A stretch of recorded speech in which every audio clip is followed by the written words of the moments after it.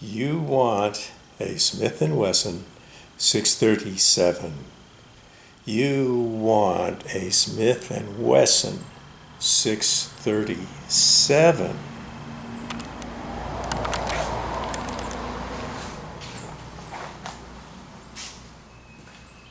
Why do you want a Smith Wesson 637?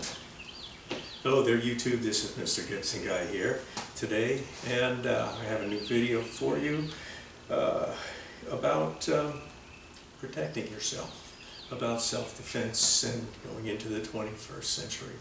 I want to start out today's video with a brief anecdote of something that happened to me over 25 years ago, a little over 25 years ago. I was in South Orlando going to, I thought, a job interview, and I was in a neighborhood I was not familiar with, and I stopped at a convenience store to get some directions in those pre-GPS days.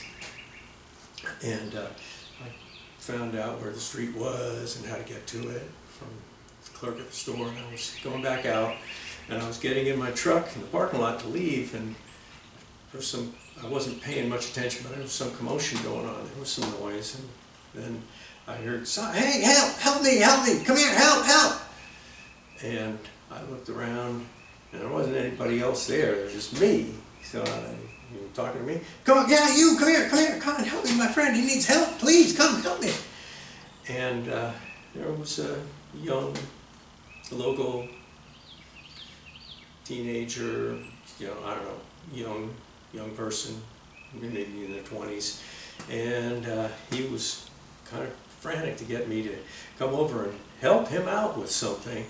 He didn't really say, "What, my friend need help, he needs some help, come on." And I was trying to remember the directions for where I was going, and I wanted to get going, but I thought, all right, well, kid needs some help here. So I start walking over towards where he is, and he's, come on, like this, really anxious and eager.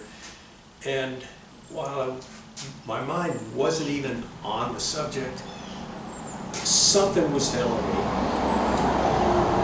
no, this is not right. This is not right. And it's this, like right at the corner of the building, and then there's this little alleyway off to the left. And I came up just about to it, and I stopped. And I thought, why am I stopping? And I stepped back a couple of steps, and I looked around the corner, and there was his buddy with a 2x4, like this, ready to clobber me right across the kisser when I walked in. And he dropped the board and kind of grinned, and the two of them hightailed it out of there, ran away real fast. And it goes like that. And about a couple minutes later, I realized he was going to smack me across the face and steal my wallet. That's what they didn't want help. It just, fortunately, somehow subconsciously, I put the brakes on and didn't go around that corner. But that left a profound impression upon me. That over 25 years ago, and that was that the 20th century is just about over, and we're going into a new century, and it's going to be a whole lot more every man for himself. Here I was in my early 40s, married, I had young kids, and I thought, this is the world that we're going into. Now, this wasn't a neighborhood that I normally would visit. It was just because I'm looking for a job, but it was a couple of streets away from International Drive in Orlando. And the world is becoming a potentially dangerous place, and we have to take the responsibility to be able to defend ourselves and our families. And so that's when I started in on a long trail of carrying a concealed gun with me back then. And I went through a bunch. I'm not going to go through all the stuff because that's not the purpose of this. I will say that I went through a series of guns that I tried carrying, and to various degrees was effective. And I finally settled on this. I'll show this to you. I knew that was going to happen. This is the Keltec P3AT. It is a 380 semi-auto dual action, double action only. That means it's got a long trigger pull. Oh, safety check. All the guns that you'll see in this video are empty. Nothing in the magazine. This gun weighs about 8.5 ounces. It's very, very slim, very compact, fits in an Uncle Mike's size 0 inside the waistband holster. And I found I could carry this gun all day long and never even notice that it was there. We'll talk more about that. And I carried that gun for many years. And then a couple of years ago, what happened was the Uncle Mike's holster gave out. It just fell apart. Couldn't hold the gun anymore. And I didn't get around to getting a new one. But I started carrying a revolver. And, well, I'll get to that. Okay. I started carrying a revolver, and that is a different type of gun. Now, let's discuss this about facts of concealed carry and things that the situations that you may face and how they are dealt with. Now, the first obvious situation is someone brandishing a firearm,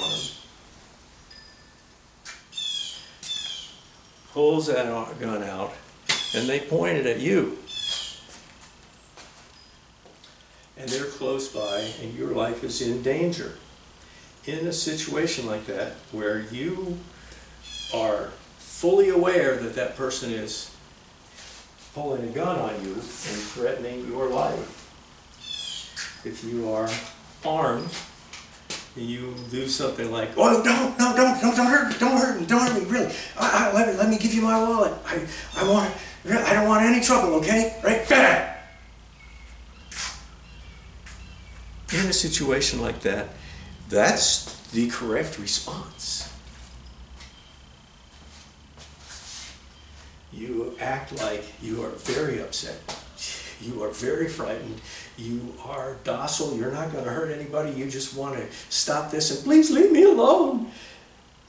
And then you pull a gun and you shoot them instantly, probably 3 times. That is one situation and how you would deal with it. A second situation would be similar, except the person is reaching inside their jacket or inside their pants, and they're holding a gun on you, or it looks like it's a gun, or is it? You don't want to pull out a gun and shoot somebody when it was a piece of brass. If it was their thumb, you don't want to shoot and kill somebody for pulling a finger on you. That's a different situation. Or another one, same basic situation, but the assailant is coming at you with a knife or a club, or, as in our story, with a 2x4. In a case like that,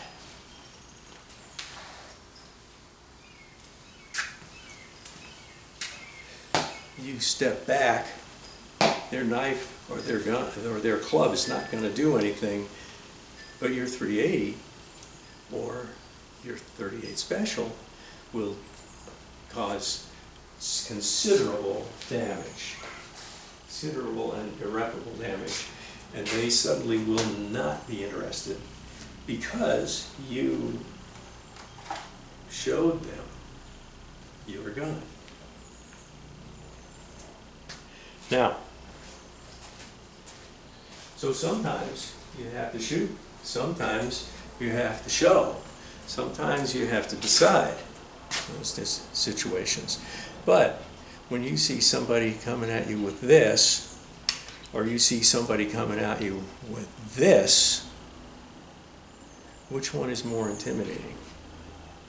They both have the same diameter barrel, but a little tiny auto looks more like a toy.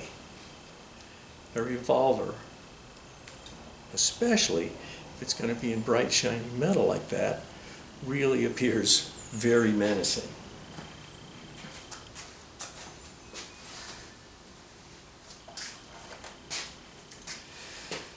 Okay, all the years that I carried the Kel-Tec, I never felt comfortable carrying it in condition 1, which is a bullet in the chamber ready to be fired. Remember, it's a double action only, so once you cock it, whenever you pull the trigger, it shoots.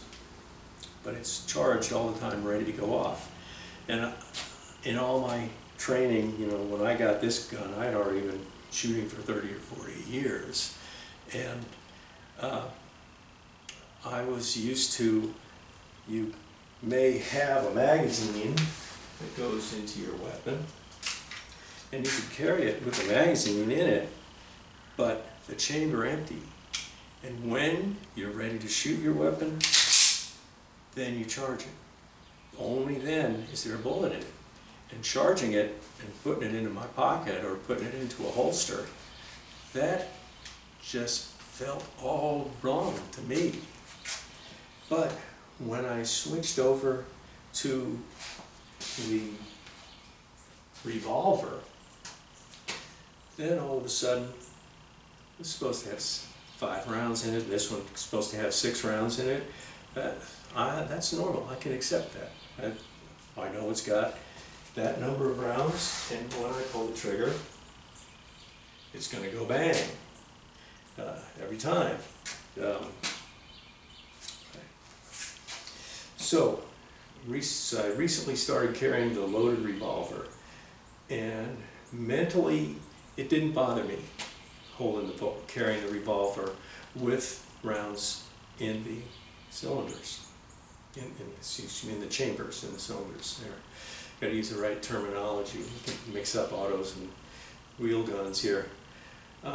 So there is a mindset to carrying a gun in public. This is important. When you first start putting a gun, any gun, on your person and carrying it around, going into public areas around people, first thing is that gun feels like it's weighing a ton. Okay, it's tugging at you all the time, and you are constantly aware. I'm walking through Walmart and I got a loaded gun with me, and everybody's watching me, everybody's looking around. You fear that this gun is going to tumble out of your shorts and fall down on the floor, and all the shoppers are going to just freak out. He's got a gun, he's got a gun! And you're like, why did I do this? It takes a long time to feel natural with carrying a weapon in public. It's a concealed weapon in public. And it's one of those things that you don't want to do anything to draw attention to. Like when you go into Walmart for the first time and you've got your gun with you, you're going to be pulling your shirt down all the time. It's not showing up. Oh, wow, man, I shouldn't have done this. I should have left it in the car. You will feel very naked and exposed with your concealed weapon. But as you wear it more, you get the feel for it, you don't even notice. You have it on, and you go in all day, had your gun, you never fixed your shirt, you never tried to cover anything up, you never thought about it falling out, you didn't even think about the fact that you were armed. You just were. And that comes about, and it's the same thing with a loaded chamber. If your gun is ready to shoot, you're ready to go. In the first example of the attacker holding a gun on you, you don't have a chance to pull the gun and rack the slide when he's got the draw on you already. The only thing you can have on your side is surprise, de-escalate the situation, be peaceful, say, I'm not any threat, BAM! That's the only course of action that you have there. All right, so now we can compare the little Kel-Tec that I used to carry that shoots the 380 round with the Smith & Wesson or the Taurus, which shoots the 38 Special. You see a difference? Yeah, there's a difference. 38 Special, 380. This is going to be a lot more shooting. Going to have a lot more, cause a lot more damage and be a lot more scary to somebody. Better defense, but any gun, anything that's going to go pop, even if it's a 22, is a whole lot better than having nothing, and anything's going to be intimidating to a potential adversary who's preying upon you, make them change their mind.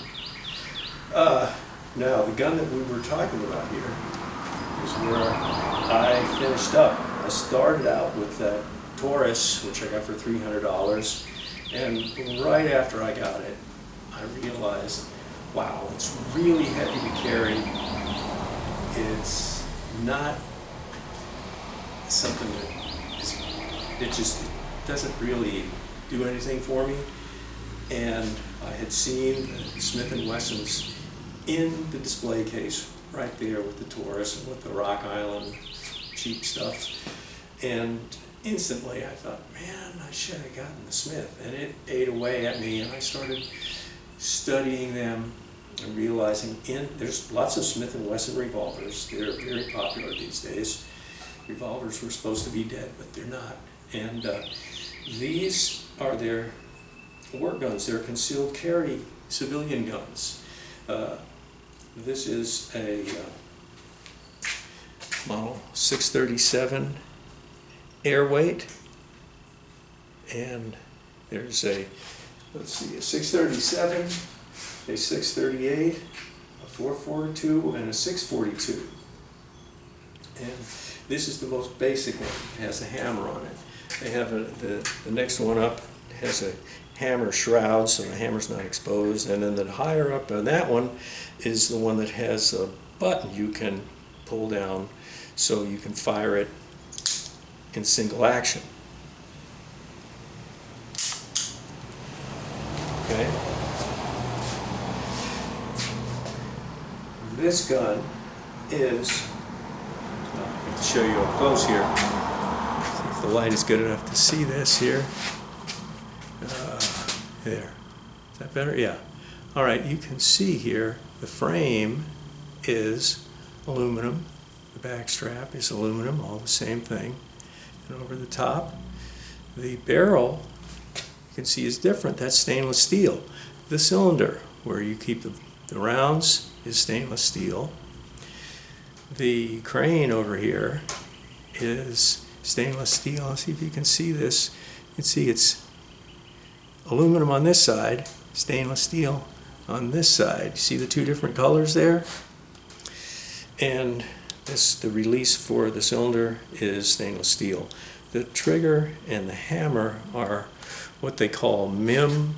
It's sort of a poured metal, supposedly. The hammer and the trigger used to be on all Smith & Wessons a heat-treated, heat-forged steel forging, and they don't do that anymore, but they use this stuff because it looks like heat-treated steel. So it gives that appearance, but not the expense. And the gun weighs 14 ounces empty, so it's a little under a pound, which is very pleasant to carry. Not so great to shoot, because when you're shooting, the weight is your friend. But all the time you're carrying it is a lot longer than the time that you're shooting it. So it can be a little bit uncomfortable to shoot, but the rest of the time it's more comfortable, so you're more likely to carry it. Now, this is the basic line. This one goes for $469, then the 638 goes for $489, And then the 642, I think, goes for just over 500, so they're in $20 increments. This, and I told you about the shrouding and the single and double action.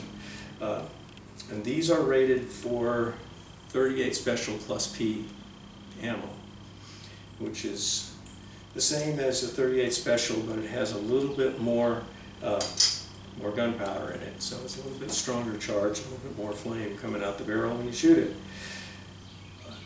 So these are around the $500 range, and then there is their more advanced level ones, which is the 340 PD and the 360 PD. PD stands for personal defense, and those guns are basically like this 300 series, except instead of an aluminum frame, it has Scandium alloy frame, which is supposed to be a little bit lighter and stronger than the aluminum, and it has a titanium cylinder instead of the stainless steel cylinder. And the titanium cylinder isn't any stronger than steel, but it is lighter.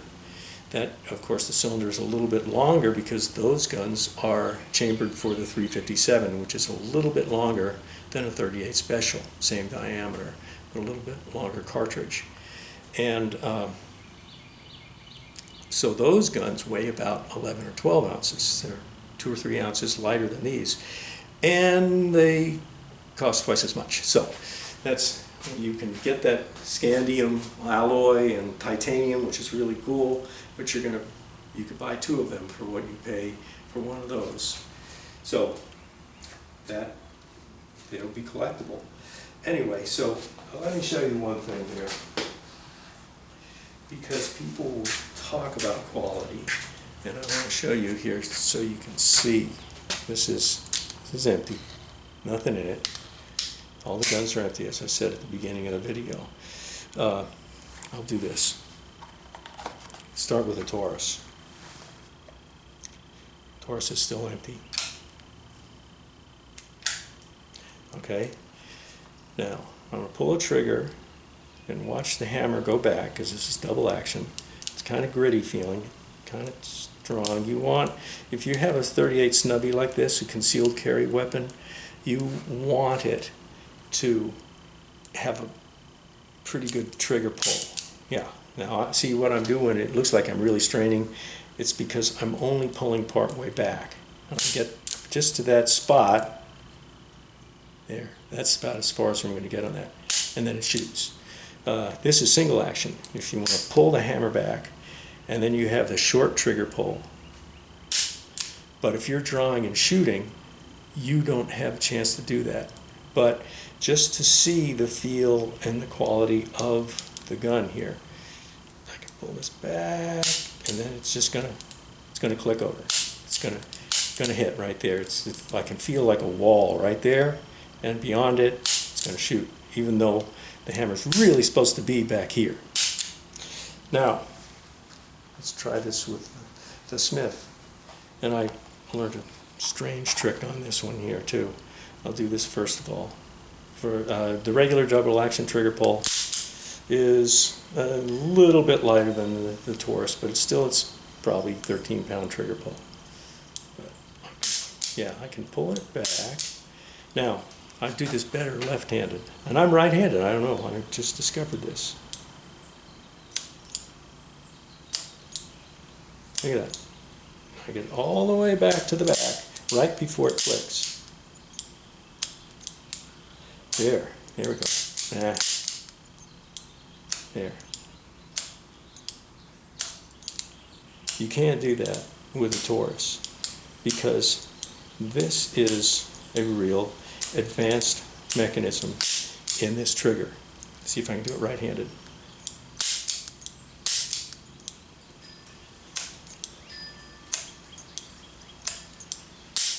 All right, so it's possible to do that. Impossible to do that on the Taurus. It's just not going to happen. Not going to work. It won't do that. So, $300 for the Taurus. It's very imposing looking. If you want to defend yourself, that will scare anybody away. It's good for home defense, anything like that. But boy, it's heavy. It's heavy, and you go to carry it, you're going to feel it. It's heavy. The Smith & Wesson, $170 more, but you get a Smith & Wesson. Now, the Smith & Wesson company dates back to 1850.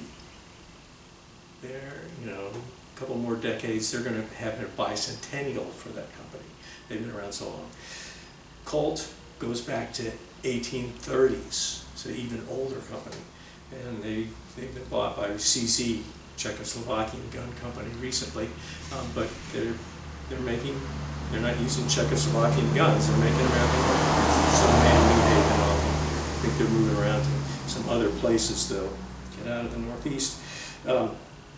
But anything that says Smith & Wesson on it is going to cost you more, or if it says Colt, but it is something that you can't compare with the budget revolver.